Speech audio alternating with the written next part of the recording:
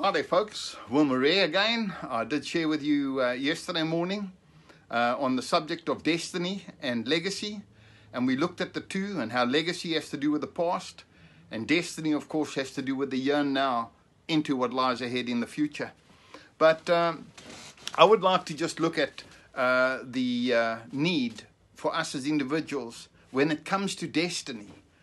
There's a need for us to position ourselves properly in God, before God, and to receive from God. And there are various folks in Scripture, folks that I've looked at, lives that I've looked at, who have been a great encouragement to me when it comes to that which has to do with legacy and that which has to do with destiny. And one of my heroes, of course, and I'd like to touch on another one tomorrow, but one of my heroes, of course, is David. I love David. I love what he says in Psalm 34, where he wrestles with God. He's actually come to a point in his life where he's going to transition. Looks like he's ill, he's dying. But then he says to the Lord, Lord, if I die, who on earth is going to praise you the way I do? Who's going to worship you the way I do? And he was positioning himself in so much as his destiny was concerned. And I love that. He had a great legacy, which I just want to look at in a moment. But I want you to know that David, time and again, positioned himself so that his destiny could be fulfilled in God. And of course, for us as individuals, positioning ourselves correctly is vitally important. And the way I position myself is by getting to a place where I acknowledge the presence of God. I embrace the presence of God. I delight in the presence of God. I expose myself to the presence of God. And David did that. And we see that throughout the Psalms, where he looks at the heavens, he looks at the earth, he looks at God's creation, he looks at the magnificence of God, he trusts in God. And so even as he was busy positioning himself, we find that here comes an old man by the name of Samuel, the prophet of the day, and he anoints David even while King Saul is still on the throne. It must have been a terrifying thing for David to know that I've been anointed king, but there's a king already on the throne. And so we find the story unfolding. But even though David was aware, this thing of positioning myself to fulfill my destiny, he was aware of the fact that he had been anointed king. He never took, he always received. And that's one of the secrets of destiny. Don't go and take something. That gift that God has given you, it will open doors. You will receive.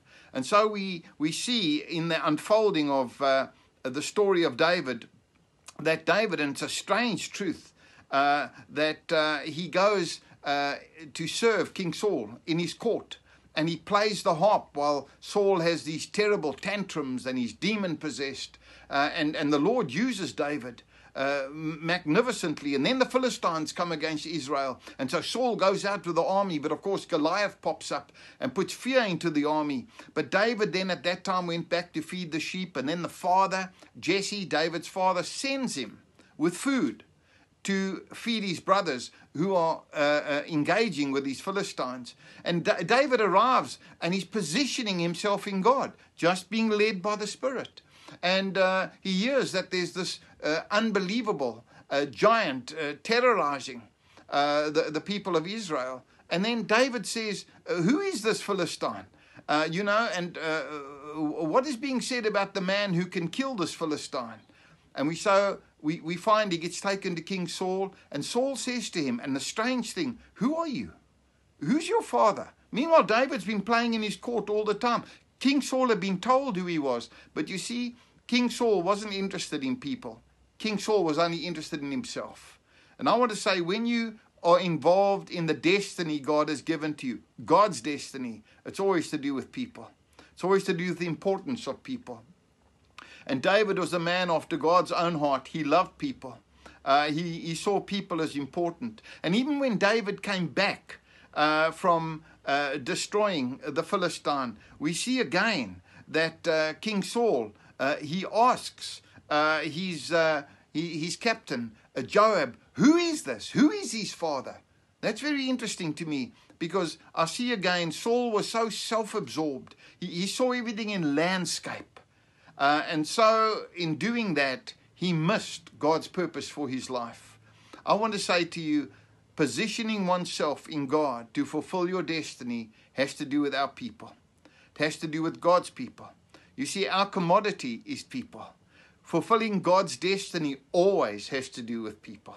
And I want to say, as you open yourself to God, as you delight yourself in God, as you give of yourself to God, spending time in the presence of God, you're going to find God's destiny unfolding, and you're going to build a legacy that's going to bring you greatly into the presence of your God. God bless you, encourage you, and may people become more and more important to you as you love them, give of yourself to them, and in so doing, you will position yourself to catch the attention of God to fulfill His destiny. God richly bless you at this time.